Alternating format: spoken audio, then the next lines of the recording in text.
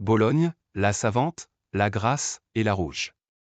Bienvenue à Bologne, la capitale de l'Émilie-Romagne en Italie.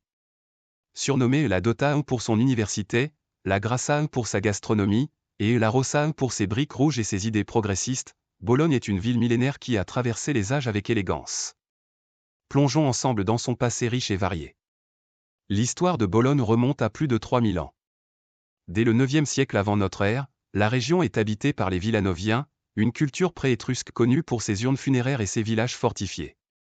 Au 6e siècle avant notre ère, les Étrusques fondent Felsina, une cité prospère grâce à son emplacement stratégique sur les routes commerciales entre l'Étrurie et la plaine du Pô.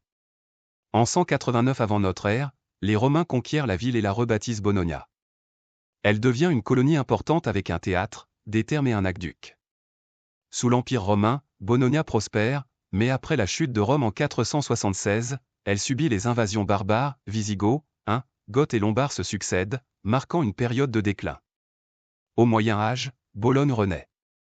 Libérée par Charlemagne en 774, elle intègre le royaume d'Italie puis devient une commune libre au XIe siècle.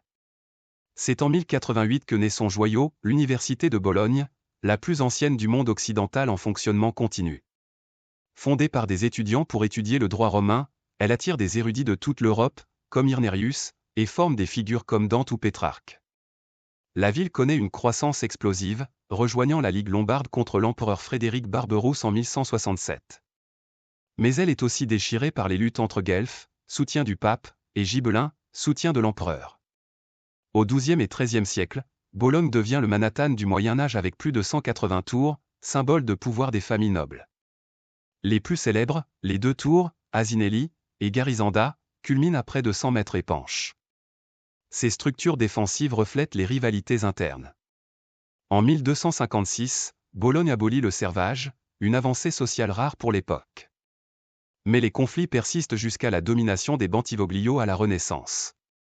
En 1506, le pape Jules II conquiert Bologne, inaugurant près de 3 siècles de domination papale jusqu'en 1796. La ville s'embellit avec des arcades couvrant 38 km, et la Piazza Maggiore devient son cœur, entourée de la basilique San Petronio et du Palazzo da Curcio. Sous Napoléon, Bologne intègre la République cisalpine, puis l'unification italienne en 1860 la modernise. Au XXe siècle, elle devient un bastion communiste, d'où son surnom La Rossa.